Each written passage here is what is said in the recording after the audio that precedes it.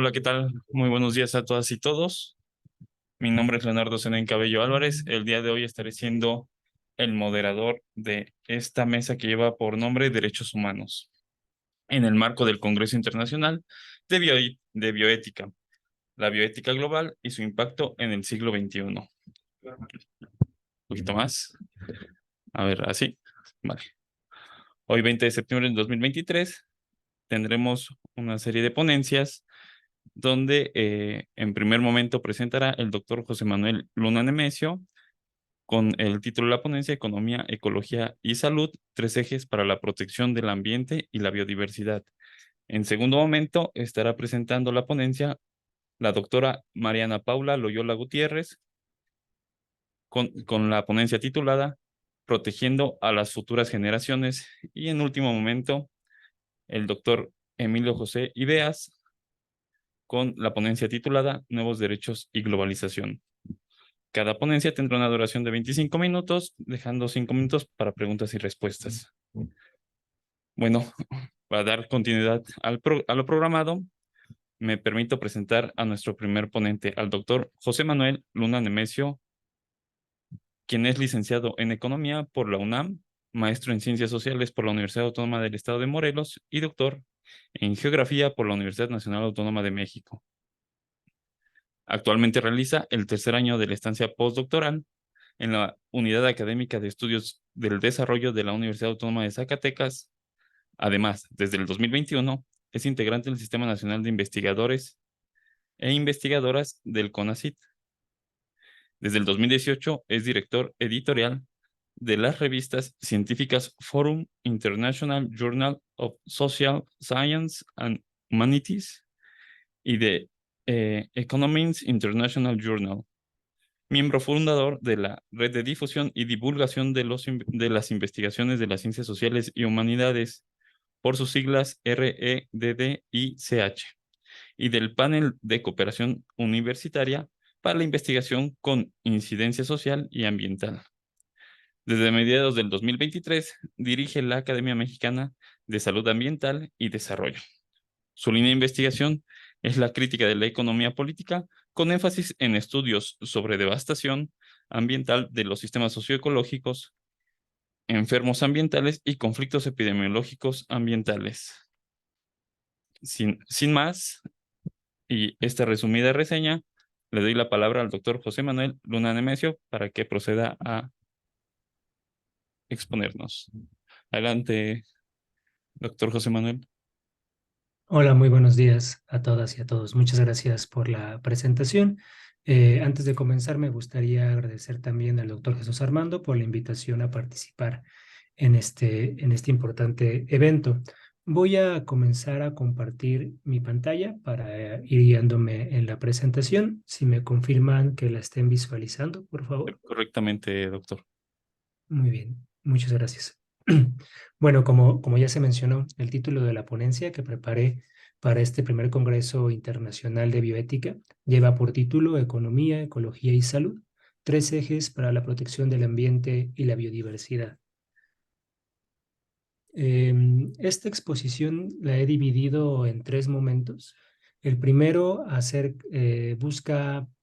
responder a la pregunta de qué tan grave estamos en lo que respecta a la cuestión socioambiental y de conservación de la biodiversidad, tanto en la sociedad en general, pero haciendo énfasis en el caso mexicano. Posteriormente, en un segundo momento, voy a dedicarme a hablar de cuál ha sido la herencia del neoliberalismo en términos socioambientales y sanitarios en el marco de esta crisis ecológica que previamente visitaremos en el primer punto de la exposición, y cerraré mi presentación hablando de una estrategia terapéutica a modo de sugerencias para tratar de revertir los lamentables efectos que ha tenido esta herencia neoliberal en el ámbito ambiental y en el ámbito de conservación de la biodiversidad, pero también de la cuestión sanitaria en nuestro país. Entonces, sin más preámbulo, vamos a comenzar a hablar de cuán grave estamos si de crisis ambiental estamos hablando, ¿no? Es decir, vamos a hacer una pequeña revisión muy general acerca de la crisis ambiental en la cual nosotros estamos viviendo, una crisis socioambiental en donde podemos ver que tiene diferentes aristas, tiene diferentes dimensiones. Estamos ante una crisis ambiental poliédrica que ni en términos científicos y mucho menos políticos puede ser reducido al simple discurso del mal llamado calentamiento global, sino lo que tenemos es una crisis en la totalidad de los metabolismos naturales del planeta, que se acompaña también de una crisis en la relación que la sociedad tiene con la naturaleza. En este sentido, podemos nosotros reconocer que en el marco de esta crisis ambiental global de dimensiones poliédricas se encuentra una inédita sobreexplotación de los recursos naturales, las altas tasas de extracción y utilización de recursos naturales en términos productivos, en términos también para la generación de energía, para la elaboración de mercancías o la propia generación de servicios, vienen a traer a colación un agotamiento de los recursos naturales que por muchos años fueron acompañando la propia historia de la humanidad, es decir, la extinción de especies endémicas de flora y de fauna, la deforestación de grandes zonas en favor de los campos de cultivo de semillas transgénicas, son parte de esta crisis ambiental que, por otro lado, se acompaña de escenarios de graves escenarios de contaminación de aire, agua y suelo, generando verdaderos infiernos ambientales en aquellos territorios donde las empresas dedicadas a la industria, a la agroindustria, a la industria química, a la petroquímica, al extractivismo minero, pues han generado lo que la economía convencional llama externalidades ambientales, pero que en realidad son grandes zonas de sacrificio socioambiental por las implicaciones que tiene para la reproducción de la naturaleza, pero también para la reproducción plena de la humanidad. Una tercera dimensión es la acelerada pérdida de la biodiversidad. México, a pesar de ser un país megadiverso, a ser uno de los principales países con mayor número de especies endémicas de flora y de fauna, desafortunadamente no ha quedado exenta de estas consecuencias que representa la crisis ambiental global poliédrica en referencia al exterminio de especies animales, de especies de insectos, de flores, de diversas tipos de vegetación que, como les decía, pues habían sido un distintivo del propio desarrollo histórico de la humanidad, en este caso de la cultura mexicana. A la par y como un correlato de esta crisis ambiental, tenemos la promoción de un paquete tecnológico centrado en el uso intensivo de agroquímicos y de transgénicos, que si bien sus promotores nos lo ofertaron cual merolicos como la solución a los grandes problemas alimentarios, a los grandes problemas ambientales y a la baja en la productividad de las tierras agrícolas, pues en verdad lo que generaron fueron diversos procesos contaminantes, diversos procesos comerciales y productivos en los cuales solamente pues nos vendían y nos daban productos en los cuales se utilizaban venenos para producirlo y que hoy por hoy representa una condición de explicación de la actual crisis ambiental y de salud que vivimos los mexicanos y la sociedad en general. De tal forma que hablar de la crisis ambiental global en sus dimensiones poliédricas o incluso hablar de la necesidad de conservar el ambiente y por ello también conservar la biodiversidad,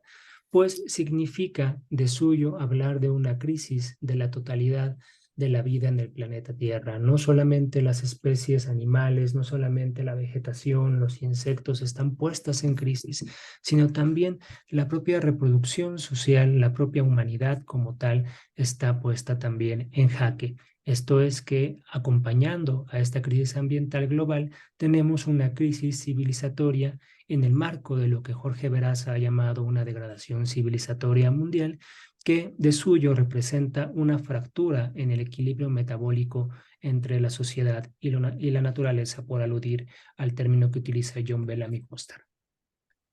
Estos elementos, pues, por ejemplo, en el caso mexicano, se puede traducir en diversos casos, no solamente de sobreexplotación de los recursos hídricos, de la sobreexplotación de la naturaleza, pero también en la generación de diversos procesos contaminantes, tanto aquellos que tienen que ver con la generación de residuos sólidos. La sociedad mexicana se encuentra atestada, se encuentra tupida en su territorio de rellenos sanitarios, de basureros a cielo abierto. Vivimos en el país una clara crisis de basura, no solamente porque los servicios municipales o locales de recolección y de reciclado de basura no se dan abasto, sino porque muchas veces estos servicios de recolección de basura complican aún más las implicancias socioambientales de la gestión de los residuos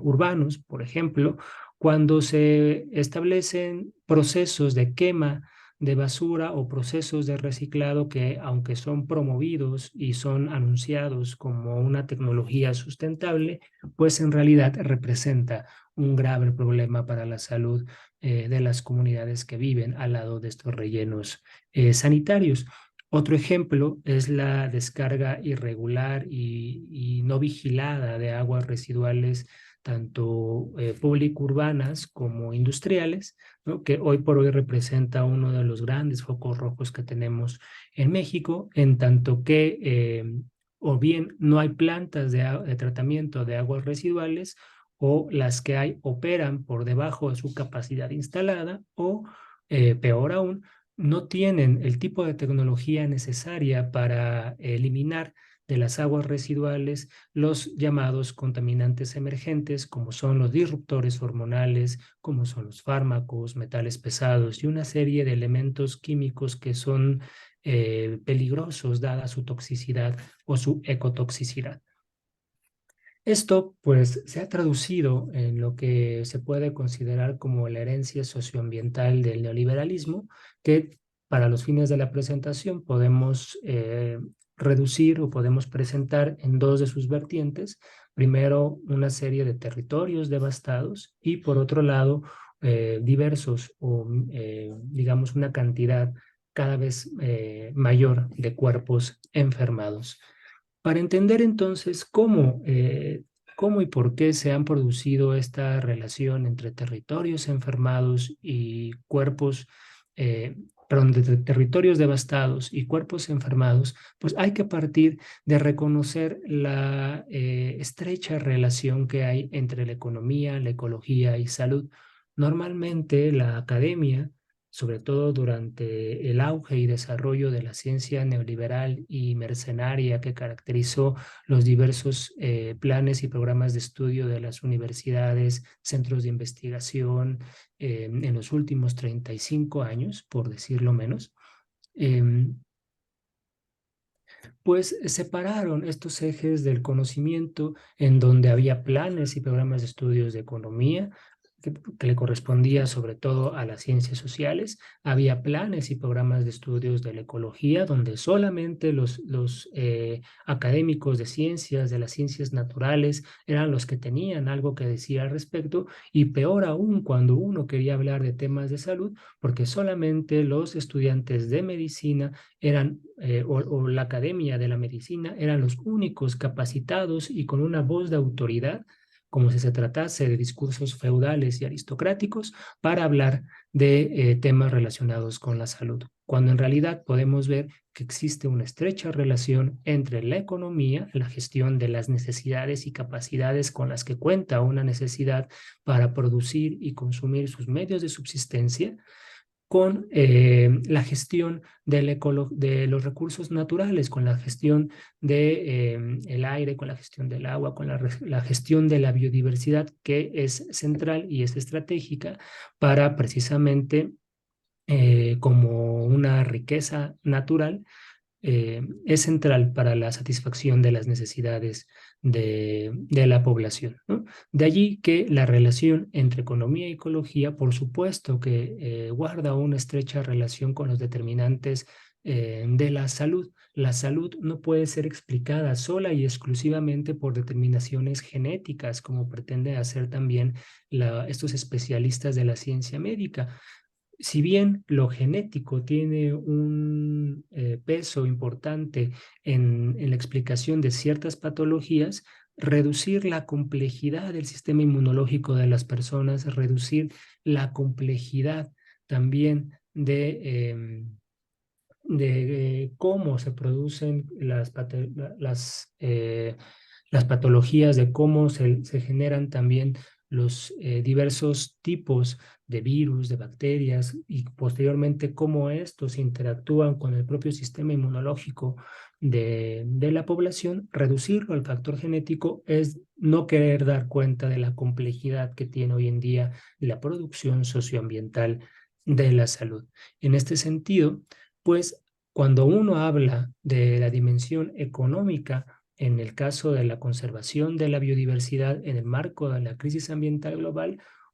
hay que reconocer, por un lado, los factores meramente productivos, es decir, todo lo que tiene que ver con la producción de diversos valores de uso que hoy por hoy se distinguen por ser productos, servicios, por ser mercancías cargados de una alta nocividad, tanto en términos ambientales, pero también en términos de salud.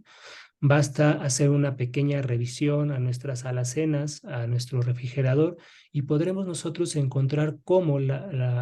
90% de productos que están allí, si no es que el 100% de productos que tenemos en nuestras cocinas representan nocivos para nuestra salud, ya sea porque tienen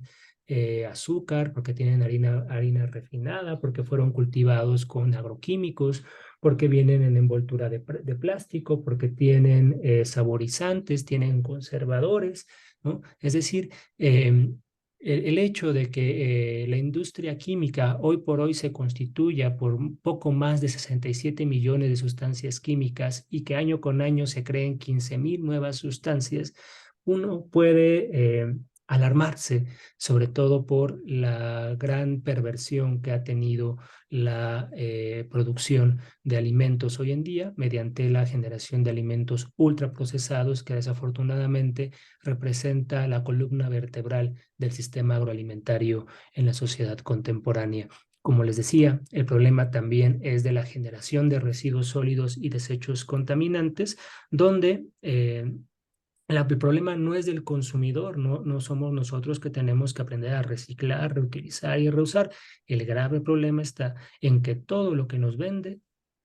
las empresas, nos venden las diversas industrias, todo lo que nosotros vamos a comprar al mercado o al supermercado representa ya una fuente de contaminación y que no tenemos alguna otra opción como consumidores para elegir la eh, la compra de productos que no representen un peso en términos de los residuos sólidos. Pero también como parte de esta crisis ambiental, pues hay que reconocer el peso que tiene lo social, ¿no? No como un factor que posibilita la crisis ambiental, es decir, el responsable de la crisis ambiental no somos los seres humanos. Por ejemplo, en el caso de la crisis hídrica, no somos nosotros que nos bañamos diario, que nos cepillamos los dientes con agua de grifo, que regamos nuestro jardín con manguera o que lavamos nuestro automóvil también con manguera. Nosotros no somos los responsables de esta crisis hídrica. Los responsables son los diversos actores industriales, agroindustriales y extractivistas cuyo consumo hídrico supera monstruosamente el consumo que puede tener un individuo o una familia en un año. Muestra de ello es la industria automotriz. Eh, por ejemplo, para la producción de un solo automóvil se utiliza una cantidad de agua equivalente a la cantidad de agua que consume una familia de 5 integrantes en un año, ¿no? Para que tengan ahí un dato y pongan en perspectiva quiénes son los verdaderos responsables de esta crisis socioambiental y quiénes son también los responsables de la pérdida de biodiversidad a la cual nosotros estamos refiriendo. Pero no solamente hay esta degradación ambiental, sino también hay una degradación del sujeto. Nuestra formación como sujetos, la formación de nuestras subjetividades, pues ha quedado presa de diversas ideologías de dominio, donde el ser humano es visto bajo estas ideologías como el peor mal que le pudo haber pasado a la humanidad, cuando en realidad el ser humano es el principio de esperanza y la posibilidad de construcción de un horizonte de equilibrio en términos ambientales, pero también de equilibrio social, pasando también por diversas ideologías de dominio y de represión, donde buscan escindir y separar eh, al hombre y a la mujer para evitar que tengan una unión política, para generar un escenario social o socioambiental más pleno. Es decir, parte también de esta pérdida de biodiversidad en términos generales de esta crisis socioambiental, pues tiene que ver la propia degradación del sujeto y los procesos de pasividad y de enajenación en los cuales nosotros como sociedad nos movemos, ¿no? Ya para hablar propiamente de la crisis ambiental, pues como les decía, tiene por lo menos tres grandes pilares. El primero de ellos, el alto consumo productivo de recursos naturales. En segundo lugar, la contaminación por residuos urbano-industriales y los diversos procesos y despojo, de despojo y privatización del cercamiento de los bienes comunes. Entonces, vemos cómo la construcción de un tipo de economía nociva para el ambiente y para el ser humano se acompaña también de un tipo de construcción de un medio ambiente que termina siendo nocivo para el ser humano, en tanto que los recursos naturales han sido devastados en términos de su cantidad y cualidad. De allí que la generación de enfermos ambientales sea un correlato de la perversidad con la que ha sido llevado a cabo los procesos de industrialización y de urbanización de los territorios y los monstruosos escenarios de contaminación y sobreexplotación de la naturaleza. De allí que en términos de salud, la sociedad actual tenga una complicación de sus diversas curvas epidemiológicas, donde no solamente vemos que continúan presentándose casos de enfermedades infectocontagiosas, sino sobre todo vemos un acelerado crecimiento en las enfermedades crónico-degenerativas como el cáncer, la leucemia, las enfermedades hepáticas, ¿no? Diversos tipos de neoplasias, la insuficiencia renal crónica, que hoy por hoy pues, representan historias dolorosas en cada una de las familias mexicanas. El futuro es tan poco alentador que las estadísticas más conservadoras pronostican que de seguir estas curvas en los casos de enfermedades como el cáncer, se espera que para 2030 dos de cada cinco mexicanos padezcan algún tipo de cáncer. Pero bueno, ante este escenario tan complicado y complejo que representa la actual crisis socioambiental, pues vale la pena detenerse un momento para hablar de esta estrategia terapéutica en términos de lo que se necesita para detener o para empezar a construir escenarios que busquen trascender y revertir los efectos que hemos aludido a lo largo de esta ponencia. En primer lugar, se tiene que reconocer que los temas ambientales no es un lujo de los países desarrollados, sino es una necesidad de los países empobrecidos. Por lo tanto, el tema ambiental debe estar presente tanto en los planes y programas de estudio, debe estar presente en la agenda política de los tomadores de decisiones, pero también el tema ambiental debe estar presente en el discurso cotidiano de las y los mexicanos, ¿no? Tenemos que tener una conciencia ambiental que no nos culpabilice a nosotros como los responsables, sino que permita el diálogo crítico y que permita también reconocer quiénes son los responsables de generar la crisis ambiental en la cual estamos nosotros viviendo. Esto pues permitirá que la lucha en defensa de los territorios sea una lucha por tener territorios saludables, cuerpos sanos y por la supervivencia de la vida. Esto pasa por generar un autocuidado de nuestra salud, de gestionar nuestra propia salud, porque nosotros somos el primer territorio que habitamos y que por lo tanto tenemos que gestionar en términos de conservación de nuestra naturaleza. Esto desde la academia pues tiene que ser acompañado por desarrollar un tipo de ciencia que denuncie en voz alta todas estas injusticias socioambientales en pro de generar un tipo de ciencia digna y socioambientalmente responsable frente al auge que durante el neoliberalismo tuvo diversos tipos y proyectos de ciencia mercenaria, de ciencia a favor de los intereses de las grandes corporaciones responsables de generar esta crisis socioambiental que hemos aludido eh, recientemente en esta ponencia, ¿no? Esto marca la necesidad de que desde la licenciatura hasta los posgrados, todas las investigaciones tengan como objetivo generar la incidencia social, la incidencia socioambiental en la atención de los diversos problemas de contexto, tanto ecológicos como sanitarios, buscando generar diagnósticos o investigaciones acorde a las necesidades de las comunidades que han sido afectadas. Desafortunadamente, presas de esta ciencia mercenaria y neoliberal, las universidades, tanto públicas como privadas, tuvieron que replegar esta capacidad de reflexión crítica, esta capacidad de transformación que por muchos años caracterizó el pensamiento universitario, y desde las ciencias sociales y de las ciencias naturales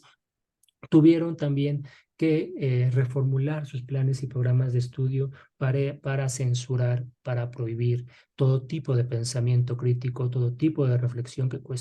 cuestionara el establishment en términos económicos, en términos políticos, en términos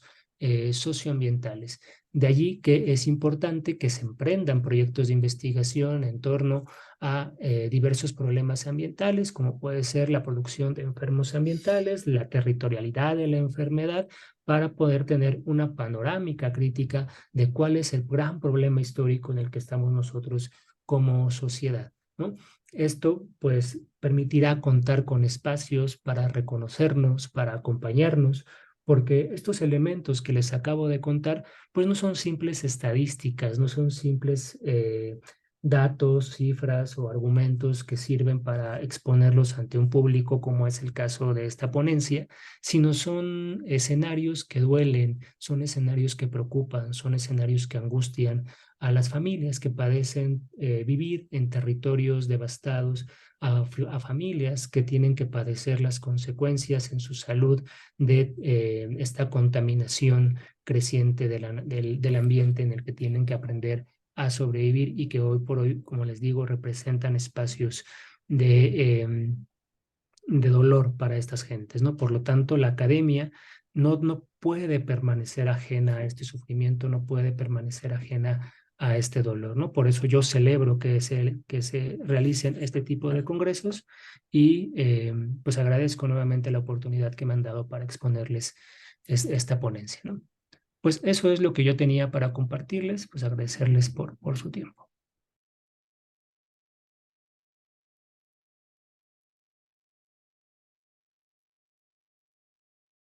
Agradecerle al doctor José Manuel Luna Nemesio por tan interesante disertación. Siguiendo con lo programado, abriría un ciclo de preguntas y respuestas, tanto para el público presencial como para el público que nos acompaña de manera virtual. Sí, tenemos acá en lo presencial una pregunta. No sé si acercamos micrófono, por favor. Déjame lo hacer.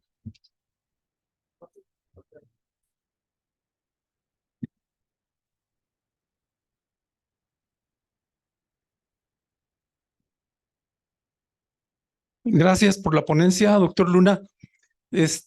Soy médico internista, estoy en un comité de bioética en Morelia, trabajo en una universidad, imparto clases clínicas, y desde la visión médica hay un modelo que es el modelo histórico social, que por representarlo, al menos en Michoacán, tenemos una zona litogénica que tiene alta frecuencia de litos en vías urinarias. Claro que tiene que ver con la calidad del agua, así como también hay una zona de alta frecuencia de insuficiencia renal derivada de un carácter genético de IgA, que daña por complejos inmunes al glomérulo, En el aspecto epidemiológico, pues tenemos también el trabajo intenso de las zonas palúdicas en las cuales se trabaja con o trampas y de alguna forma también la fumigación. Esto nada más para ejemplificar que el área médica sí tiene mucho que ver con el modelo histórico-social y tiene que ver también con el modelo histórico de la medicina de Levy Clark, el cual ve la influencia ecológica, ve la influencia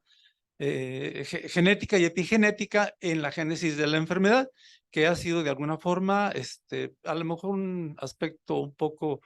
de compensación a una visión de que los médicos no tenemos que ver con este tema tan interesante. Y la verdad, estamos comprometidos con lo que usted acaba de expresar, solamente para pues, referir una compensación de su ponencia. Gracias.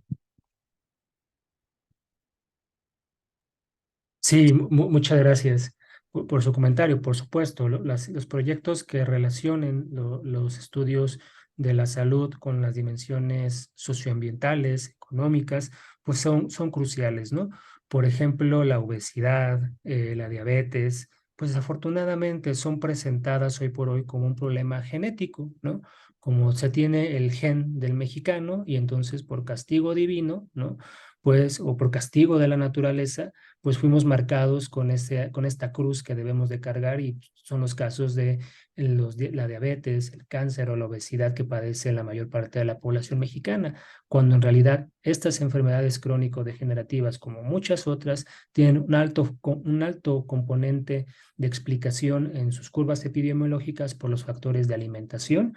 que no es natural, sino es una alimentación socioculturalmente producida, sobre todo por los intereses económicos y políticos que hay detrás, pero también por los escenarios de grave contaminación ambiental en el que están viviendo la población, ¿no? Recientemente se empezaron a crecer los estudios que ligaron las determinaciones ambientales de, por ejemplo, altas concentraciones de metales pesados o el uso de glifosato en la agroindustria para explicar los casos tanto de diabetes como, por ejemplo, de infertilidad o de abortos espontáneos en mujeres, ¿no? Por decir, aludir a algunas patologías. Muchas gracias, doctor José Manuel. ¿Tenemos tiempo para una pregunta más?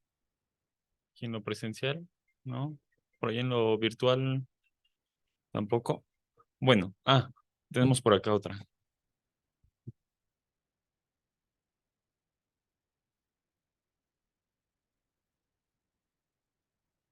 Sí, buenos días, gracias por la ponencia. Doctor, usted habló de esta cierta pasividad del consumidor que al mismo tiempo no tiene opciones al fin del día en la adquisición de productos y servicios. También mencionó alienación, etcétera. Adicional a las conclusiones de su ponencia que usted proponía un curso de acción puntualmente para la academia en términos de investigación y reporte, el consumidor, digamos, las familias mexicanas que podrían hacer, digo, y acaba de mencionar también el componente sociocultural en la alimentación, ¿no? Entonces creo que también, perdón, es pregunta, ¿puede haber una corresponsabilidad del consumidor en relación a su elección? Y si es así, ¿cuál sería un curso de acción que se podría adoptar para intentar, cuanto menos a pequeña escala, a escala familiar, contrarrestar estos efectos que usted estaba mencionando? Gracias. Muchas gracias. Sí, pues más hablar de una corresponsabilidad, pues hay que hablar de la